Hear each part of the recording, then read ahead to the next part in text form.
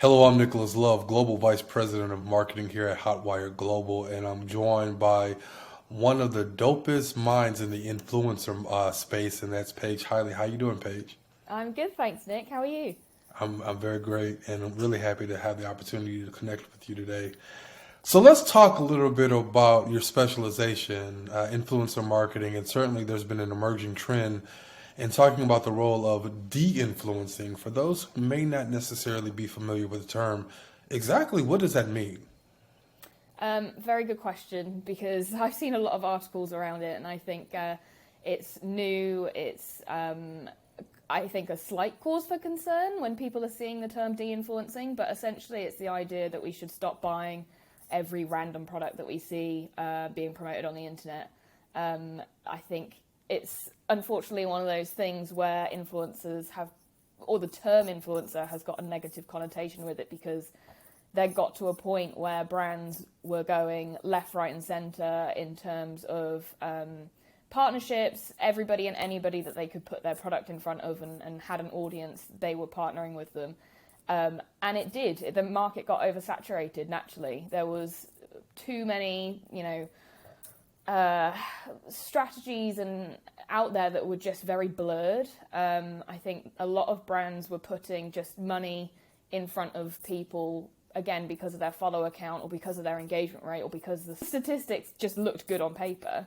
But ultimately, what that has done has caused this negative impact on the term influencer because everybody that engaged with these people because of their personality, because of how they connected with them, through their content, through their organic content, was then bombarded with loads of paid posts, and the organic was stripped back, the paid was uplifted, everything that person was speaking about was in a positive light. And to start off with, obviously that was fine. People were thinking, oh, okay, cool, this is somebody that, a brand or a service that I should be engaging with.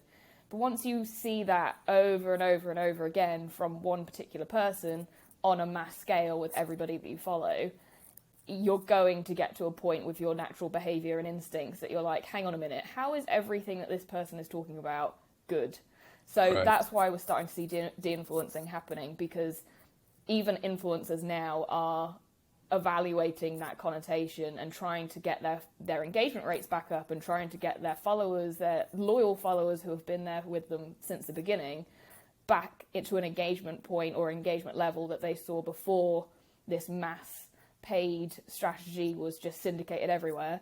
And as a result, they're turning to this trend of de-influencing and actually actively telling their followers when not to buy a product, which is completely the opposite that we've seen for at least 5 years in the influencer marketing space. Yeah, I mean, it's interesting. I think one of the things that really comes very clear and front and center is really the importance of authenticity. I've spent a lot of time, and certainly social media and influencer marketing has certainly had a very close relationship over the past decade or really more.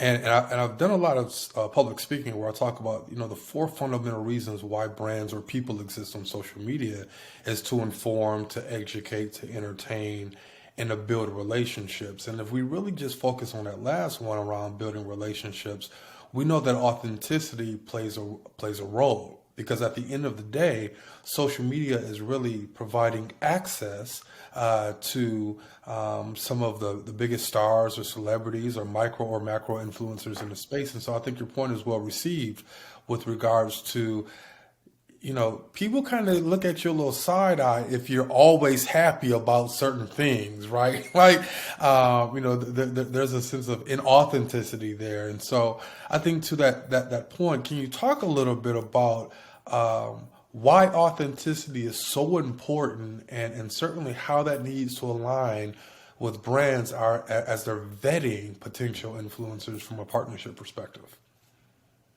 Yeah, absolutely. And I think going back to your point then around the usage of social media and how it's been evolved over time, like its main purpose really was to share personal parts of your life, to connect with people on a deeper level, express your personality in a way that you might not necessarily have done in a room face to face with somebody because you felt slightly more comfortable in doing it behind a screen.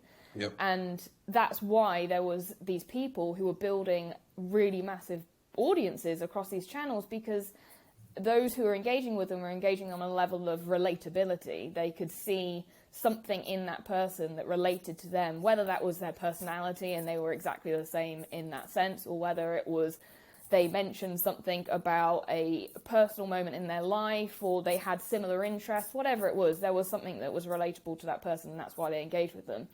But kind of going back to relationship buildings and authenticity, that did decrease because, going back to that point, because of all the brand partnerships that were taking place. Brand partnerships are great at delivering messages. They're great at connecting with people, but they're only great if you do them with the right strategy in mind. And I think some brands unfortunately miss the mark in terms of really evaluating how the person you're partnering with can match up to your brand values as a business. And I think sometimes we can build a bit of a disconnect between, again, what is seen on social media and what actually we want to deliver in terms of a message. So what we try and do at Hotwire, and what it is that we always say to our clients here, which we get a lot of respect out of from doing so, is, you know, I'm not going to put forward an influencer to you just because the numbers look great or just because 3 other brands are working with them, because ultimately they might not be suited to you, and they probably aren't. You know, if they're working with a brand on a partnership and, okay, maybe the messaging is slightly similar, have a look at the statistics. Like, I usually always evaluate those statistics. Like, how did that perform from a brand partnership perspective? Before we put our money where our mouth is in that concept, like, let's have a look to see how their previous brand partnerships have performed. And I'll evaluate based on that, okay, if they haven't performed well, why do I think that is? And more often than not, when you really drill down into the data and the crux of, like, the context and the qualitative nature of what you can see, more often than not, it's because the partnership was too stretched thin to really relate to those loyal followers that they have. And all you're doing is filling a bit of a, I guess, last minute gap. You're filling a space in time that will attract followers there and then, to talk about that. But that's it. It then breaks after that moment. You see it in the likes of, when there's particular influencers who are being discussed for like one particular moment in time. For instance, like if a Grammy Award winner did an incredible speech and that's in the press and they've done, and you know that publication is talking about an Instagram post or something that they shared around that moment. The audience that you're going to attract to that Instagram post is for that moment in time, not for the legacy of that person. And it kind of works in a similar concept. So if you're going to do a brand partnership that's a one-off, is relatable in a very thin way, you're only going to attract the people on that account in that moment who relate to that piece of content, not relate to the entire concept of that influencer. And when I say that, so like, you know, for instance, we work with clients who are really big in the retail space and providing technology to big, superstores and chains who ultimately are trying to drive great customer user journey within their stores. The person that we needed to get to help deliver commentary for us and messaging, we looked at it from the perspective of who can we get on board that's going to elevate the messaging we've already got behind our brand? Who can we get on board that can complement that? Not who can we get on board that can deliver that message for us because they've got a name for themselves and they've got the following. Yes, our experts have a name and they have a following in that space. They're an expert in it, hence why we use them. But they're complementing the brand work and the brand values that we have. They're not a standalone object, persona, person of influence who's going to do all the hard work, because it has to be a collaboration in that sense. That's how you make it authentic. And for us, that's how we, progress forward with successful campaigns, because we work with people who have an expertise within a particular sector. They are known for whatever that expertise is, or they're known for the way they deliver specific niche commentary, whatever that is, whether that's healthcare, whether that's retail, whether that's even lifestyle focused. You can have a lifestyle influencer that can still have credibility in the space, But what I'm saying is you can't work with a lifestyle influencer and suddenly chuck skincare at them as a product if they've never spoken about skincare in their life. Or in their channels before. Yes, they use skincare because they've got skin. But if they're not talking about it on their channel, it's going to be so disconnected from what all their followers have seen at that point that you're only going to attract a small number of followers to that piece of content, not the legacy followers that evidently have driven up the numbers for that influencer. They are the ones that have driven up the following and the engagement rate for that person. Yes, I mean, simply put, emphasizing insight-led decisions vis-a-vis instinct-led decisions. I think my last question for you is really based off all the gems that you've dropped today. How should brands be thinking about their pivot, recognizing that de-influencing is emerging as something that they need to be taking seriously, and so how should they be thinking about that going forward? Yeah, I think, again, it just goes back to really making sure who you partner with is the right person. And it doesn't even stem just into paid partnerships. We're talking about organic relationships too. We always say to our clients that you can't rely fully on paid. You have to have organic relationships with influencers too. Obviously, there's no guaranteed coverage. There's no guaranteed collaboration there. But they are the people who have a network that you want to tap into. Build those organic relationships first, and then you can move into a bit more of a paid approach when you know that they are a fan of your brand, your product, or your service.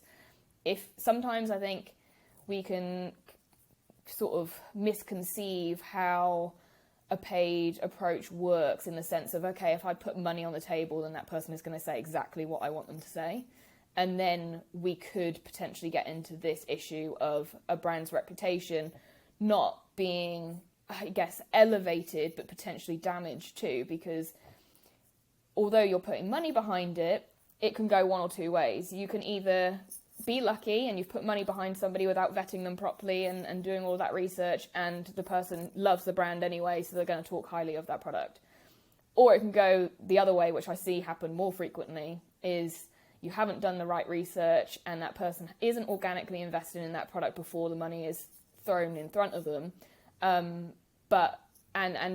There's resistance essentially that comes back to you as an agent and as a brand. It comes back to you because during the collaboration process, they realize they're not that invested in this product. Okay, money's on the table, but they're in control slightly, even though that the money is from the brand rather than the influencer. They're in control because they know that their followers are going to listen to them. So you'll have them come back to you and challenge messaging behind the product, like what it's being used for. You'll have them say that product or service didn't quite sit right with me in that sense, but you've got the contract in place and you're stuck. And that's when you can get into some hurdles of, okay, we'll get this across the line. It's going to be a very basic post, and that's going to do absolutely nothing for you. So the vetting process is really, really key. From an organic approach, it's more in the case of tracking everything. Like, I can't stress how much influencer tracking needs to be integrated as an ongoing thing. I think, again, because we assume that once money is exchanged hands, that everything's going to be positive for the brand from a content perspective, we've lost the nature of really understanding what these influencers are saying on an everyday scale in regards to your brand.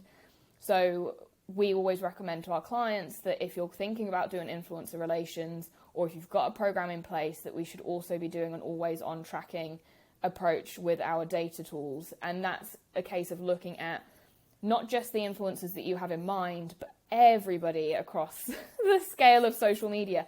Who is talking about your brand organically? What are they saying? Is there a general consensus that's coming out of this network of people? Not just people on high scales as well. We're talking nano and micro influencers and everyday people as well. General social media tracking perspective. What are they saying about your brand? Is there stuff that we need to be aware of about a particular product that we're about to launch a campaign for? What's the general conversation? But also on a positive basis, what positive nuggets of information can we get from all this organic data and research that can help shape the messaging that we're putting out? There's so many times where you see on TikTok and Instagram and YouTube, and then it comes out in the press about how, you know, a product was created for a particular reason, but actually consumers have found a better way of using it. And if you can find that out before you even launch a campaign, you can be a part of that positive discussion that's already there organically and just elevate that further, rather than being part of a discussion that's almost slightly backhanded in showing that a brand didn't actually know how their consumers were using a product. And then it sort of looks like you're behind with the times a bit, in that the consumers figured out a better way of using it before you did. Yeah, yeah. I mean, you know, for me, I think you just hit the nail on the head with a 4R methodology that I've used historically, and that's really understanding from a reputation, recognition, relevance, and resonance perspective. So thank you for the gems. I might need to start calling you Paige the Jeweler, because you've been dropping gems like crazy. Appreciate the time, and certainly look forward to being able to do this again. Thank you. Thanks so much, Nick. I appreciate it. You take care.